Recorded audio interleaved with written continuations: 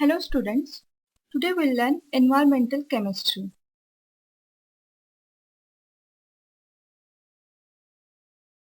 So first we'll see what is the definition of environmental chemistry.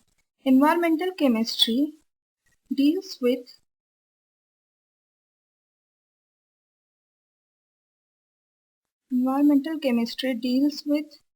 the study of the origin, transport, reactions, effects and fates of chemical species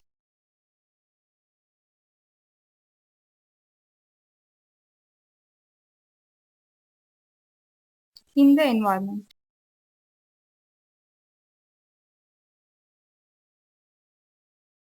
So this is the definition of environmental chemistry. Let us discuss some important aspects of environmental chemistry. First we'll see what is environmental pollution.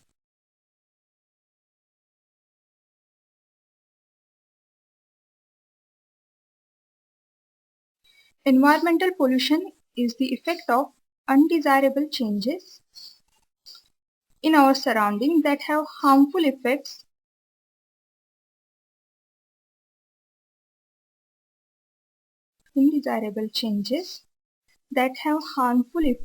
on plants, animals and human beings.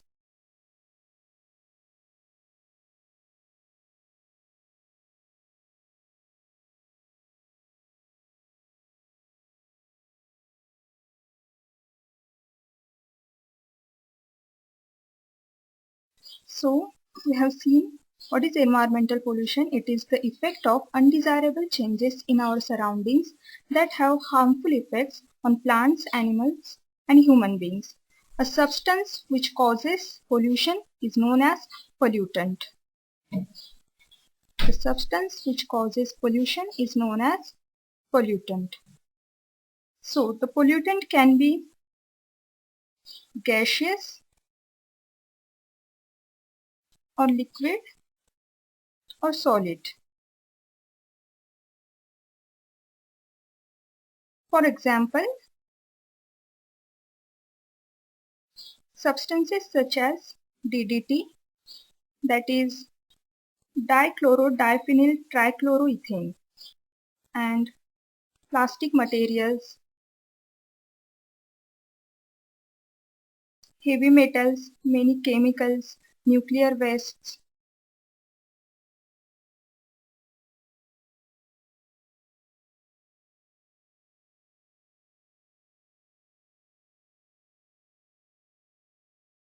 so these are the examples of pollutants. The pollutants when released into the environment are difficult to remove.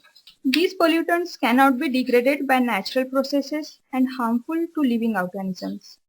In the process of environmental pollution, pollutants originate from a source and get transported by air or water or are dumped into the soil by human beings. अब हम देखते हैं different types of pollution, जिसमें first देखेंगे हम atmospheric pollution. Atmospheric pollution, जैसे हमें पता है एटमॉस्फेयर की डिफरेंट लेयर्स होती हैं. ट्रोपोस्फियर, फर्स्ट इज ट्रोपोस्फियर, जिसकी हाइट होती है from the sea level 10 kilometres from the sea level. Second layer होती है स्ट्रेटोस्फियर की, जिसकी हाइट होती है 10 to 50 kilometres from sea level. Atmospheric pollution is generally studied as tropospheric and stratospheric pollution. The presence of ozone in the stratosphere prevents about 99.5% of the sun's harmful ultraviolet radiations from reaching the Earth's surface and thereby protecting humans and the other animals from its effects. तो पहले हम देखेंगे what is tropospheric pollution. First one is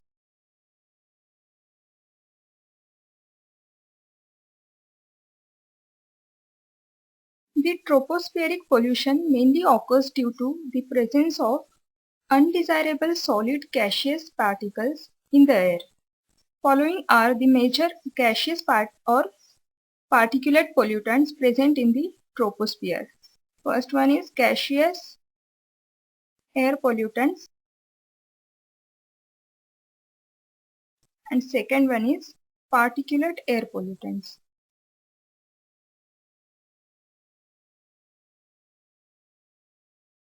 पहला हम पढ़ेंगे gaseous air pollutants.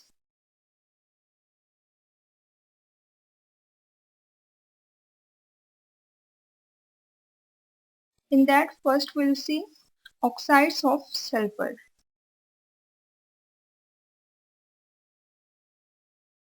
Oxides of sulfur are produced when sulfur containing fossil fuel is burnt. The most common species, sulfur dioxide, is a gas that is poisonous to both animals and plants. It has been reported that even a low concentration of sulfur dioxide causes respiratory diseases. It causes respiratory diseases like asthma, bronchitis.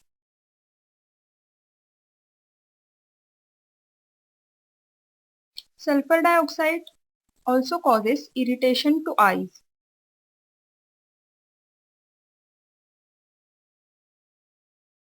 High concentration of SO2 leads to stiffness of flower buds, which eventually fall off from plants. The presence of particulate matter in polluted air catalyzes the oxidation of sulfur dioxide to sulfur trioxide. So, sulfur dioxide, which is in gaseous state, it will be oxidized, forming SO3, that will be in gaseous state. The reaction can also be promoted by ozone and hydrogen peroxide. So, this was about oxides of sulfur. Now we'll study the oxides of nitrogen. Pollution due to oxides of nitrogen. Dinitrogen and dioxygen are the main constituents of air.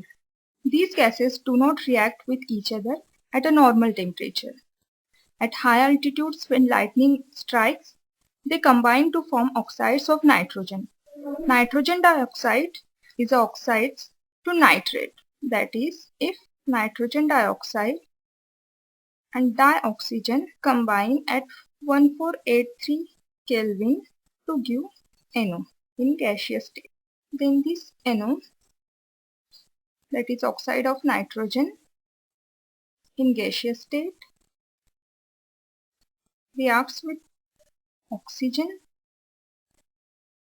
to form nitrogen dioxide.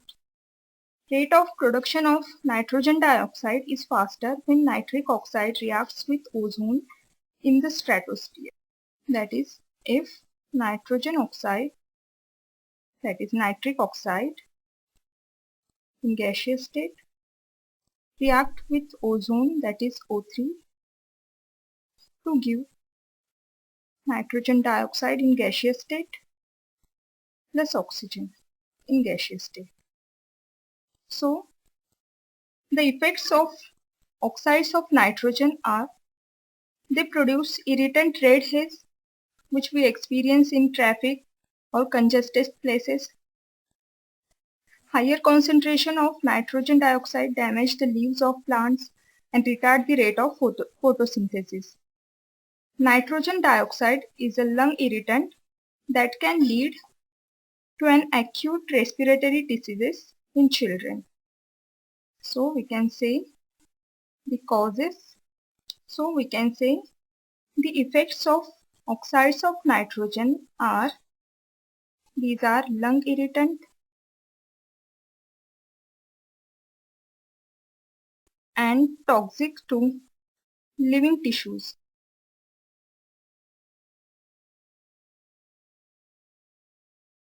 So this was about the oxides of nitrogen. Next we'll see the effects due to hydrocarbons. That is, next point is C, hydrocarbons. Hydrocarbons क्या होते हैं? They are composed of hydrogen and carbon only and are formed due to incomplete combustion of fuel.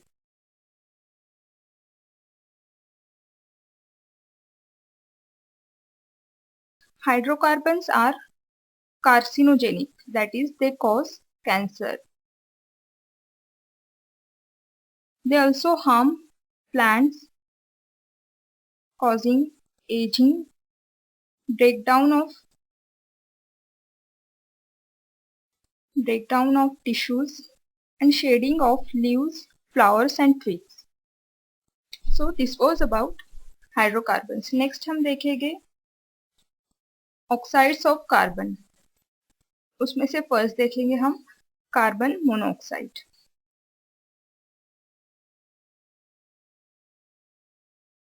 Carbon monoxide is one of the most serious air pollutants. It is colorless and odorless gas, and it is highly poisonous to living beings because it has the ability to block the delivery of oxygen to the organs and tissues. So, ये क्या करता है? Delivery of oxygen to organs and tissues को block कर देता है. It blocks the delivery of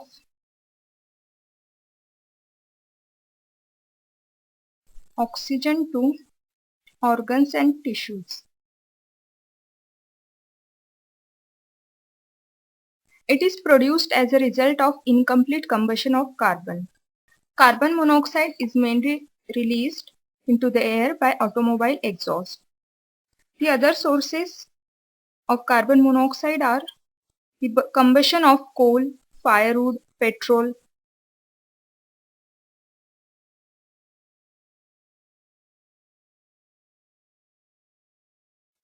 So, it blocks the delivery of oxygen. So, due to deficiency of oxygen, which will result in headache,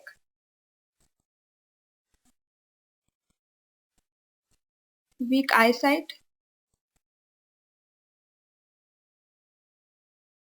nervousness,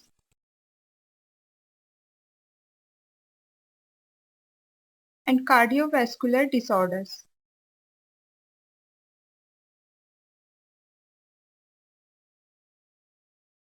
So these are the harmful effects of carbon monoxide. So that's why this is the reason why people are advised not to smoke. Next pollutant हम देखेंगे carbon dioxide, that is CO2. It is released into the atmosphere by respiration, burning of fossil fuel, and decomposition of limestone. Normally, it forms about 0.03% by volume in the atmosphere.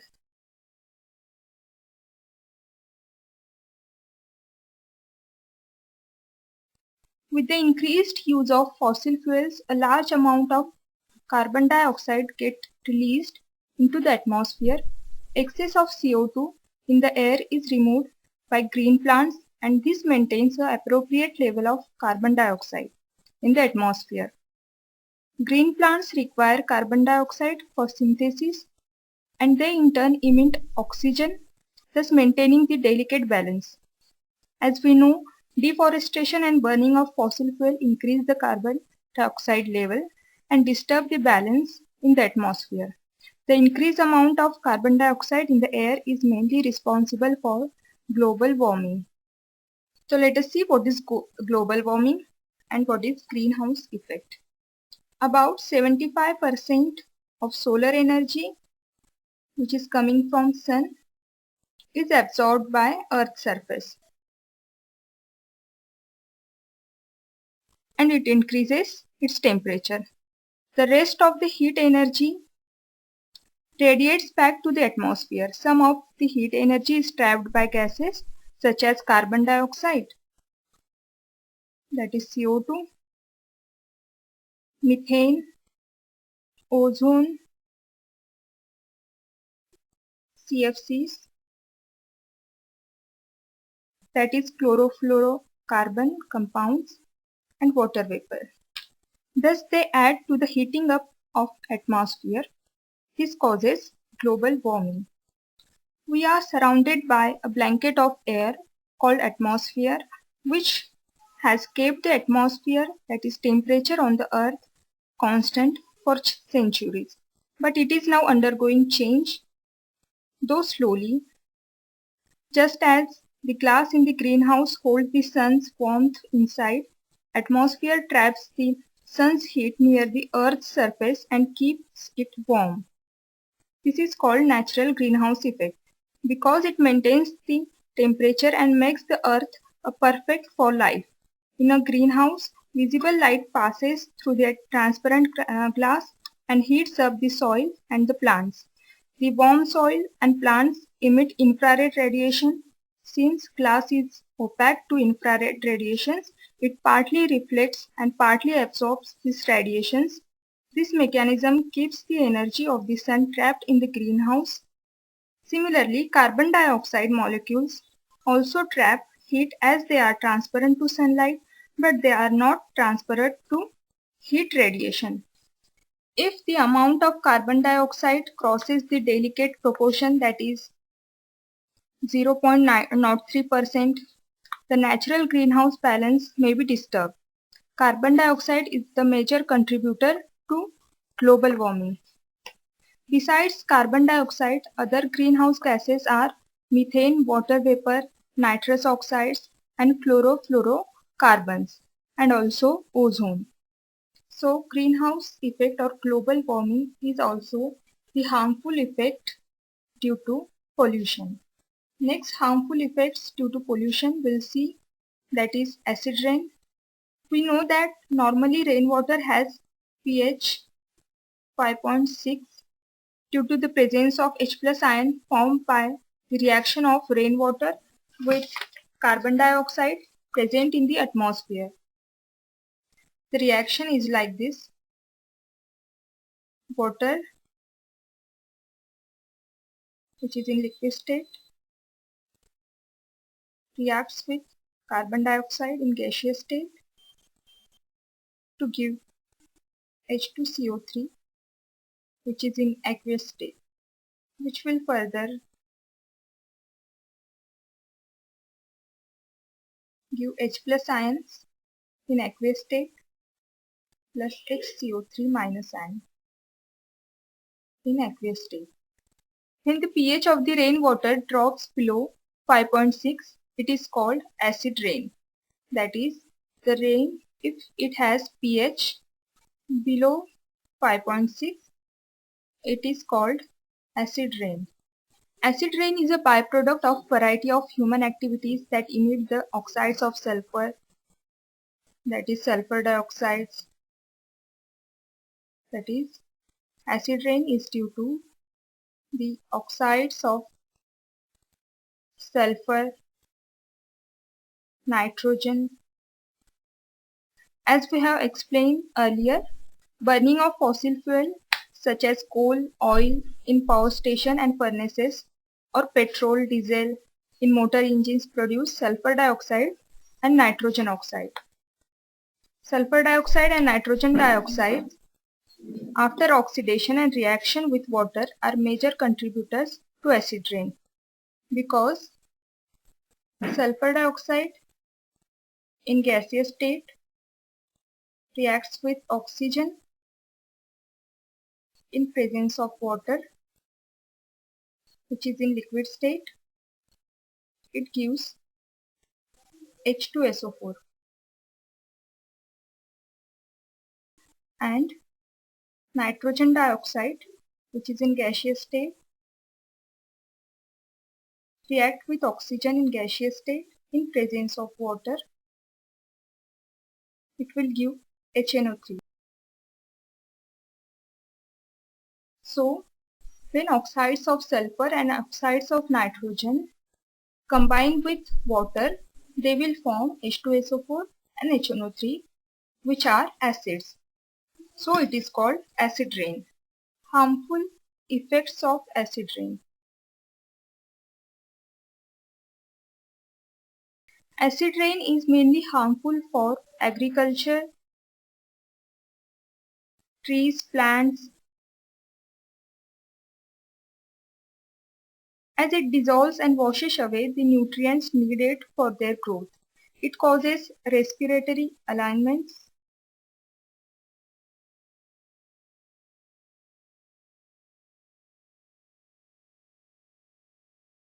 in human beings.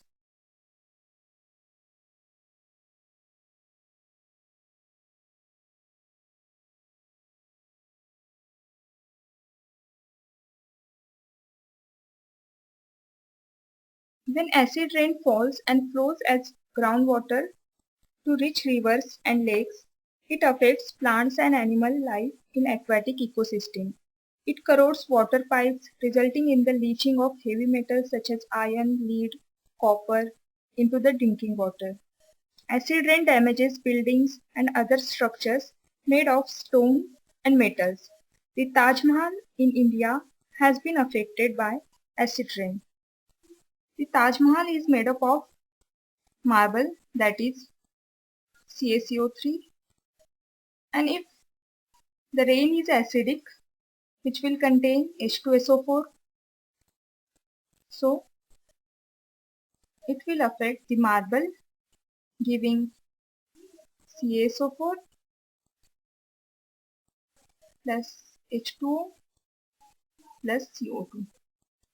As a result, the monument is being slowly disfigured and the marble is getting discolored and lusterless.